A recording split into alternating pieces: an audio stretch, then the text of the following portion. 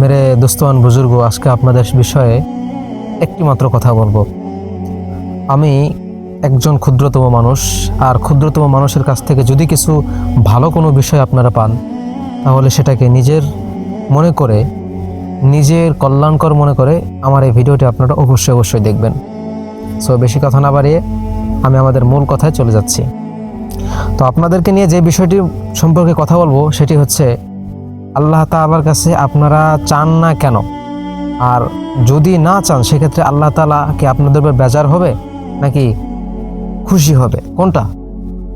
আচ্ছা, আল্লাহ রাসূল সাল্লাল্লাহু আলাইহি ওয়াসাল্লাম একটি হাদিসের মধ্যে বলেন, মাল্লাম ইয়াসআলিল্লাহা ইয়াগদাব আলাই, অর্থাৎ আল্লাহ তাআলা বলেন, যে ব্যক্তি আমার কাছে চায় না, অর্থাৎ রাসূল সাল্লাল্লাহু আলাইহি ওয়াসাল্লামের পক্ষ থেকে, মানে আল্লাহ তাআলার পক্ষ থেকে রাসূল করিম সাল্লাল্লাহু আলাইহি ওয়াসাল্লাম বলতেছেন, যে ব্যক্তি আল্লাহ তাআলার কাছে চায় না ওই ব্যক্তির উপর আল্লাহ তাআলা রাগান্বিত হয়।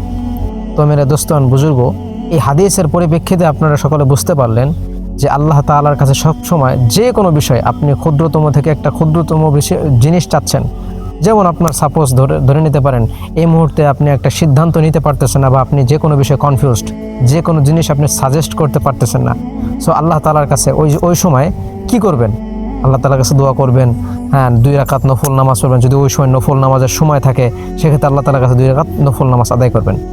তো আল্লাহ তাআলা দেখবেন আপনি যে বিষয়গুলোর উপরে কনফিউজড আছেন বা চিন্তিত আছেন, আল্লাহ তাআলার কাছে চাচ্ছেন, আপনি দেখবেন কোনো না কোনো এক মাধ্যমে আল্লাহ তাআলা ওইটাকে পূরণ করে দেবে।